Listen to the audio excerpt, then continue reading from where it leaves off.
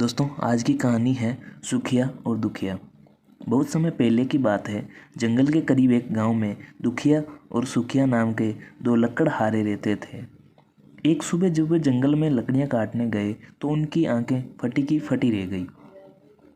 लकड़ी की तस्करी करने वाली गैंग ने बहुत सारे पेड़ काट दिए थे और बड़े बड़े ट्रक्स में लकड़ियां भर के ले गए। ये देखते ही दुखिया क्रोधित हो गया।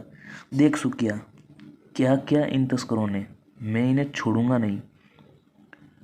मैं गांव के हर घर जाऊंगा और इस घटना की शिकायत करूंगा। क्या तुम भी मेरे साथ चलोगे? सुखिया बोला, तुम चलो, मैं बाद में आता हूँ।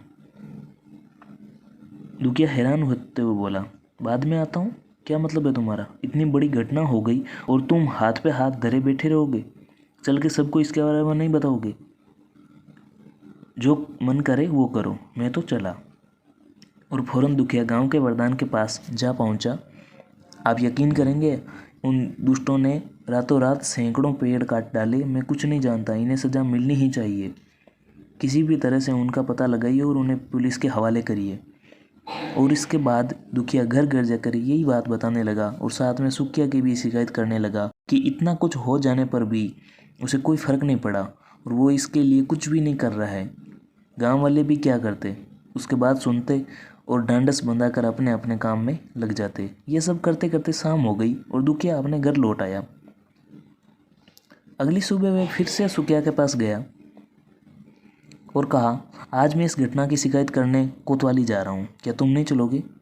सुखिया बोला, मैं चलना तो चाहता हूँ, पर क्या दोपहर को हम नहीं चल सकते? समझ गया, तुम टाल मटोल कर रहे हो, मैं अकेले ही चला जाता हूँ। और दुखिया गुस्से में वहाँ से निकल गया। अगली सुबह दुखिया के दिमाग में आया कि इस घटना को लेकर गांधी चौक पर धरना दिया जाए और वह अपनी योजना लेकर सुखिया के घर पहुँचा। खट खट खट खट दुखिया ने सुखिया को आवाज़ देते हुए दरवाज़ा खटखटाया। अंदर से आवाज़ आई, बापू जंगल गए हैं। दुखिया मन ही मन सोचने लगा कि ये सुखिया भी कितना पागल है। अब जब हमारे मतलब के पेड़ ही नहीं रहे तो जंगल में क्या करने गया है? वह फौरन सुखिया को बुलाने के लिए जंगल की ओर बढ़ गया। वहाँ पहुंचकर उसने देखा कि सुखिया उस जगह को साफ कर उसमें नए पेड़ लगा रहा है। दुखिया बोला, ये क्या कर रहे हो? अभी बहुत से लोगों को इस घटना के बारे में पता भी नहीं चला और तुम यहाँ नए पेड़ लगाने में अपना समय बर्बाद कर रहे हो। क्यों कर रहे हो ऐसा? सुखिया बोला, क्योंकि बस शिकायत करने से पेड़ वापस नहीं आ जाएंगे। दोस्तों, कुछ बुरा होने के बाद जो काम सबसे आसान होता है वो है शिकायत करना, और शायद इसीलिए हर कोई इस आसान काम को करने में ही लगा रहता है। कुछ हद तक ऐसा करना नेचुरल भी लगता है, पर प्रॉब्लम्स ये हैं कि हम बस यही करने में अपनी पूरी एनर्जी, अपना पूरा फोकस लगा देते हैं। हम ये नहीं सोचते कि जो हमारी समस्या पैदा हुई है उसके समाधान में हम खुद क्या कर सकते हैं।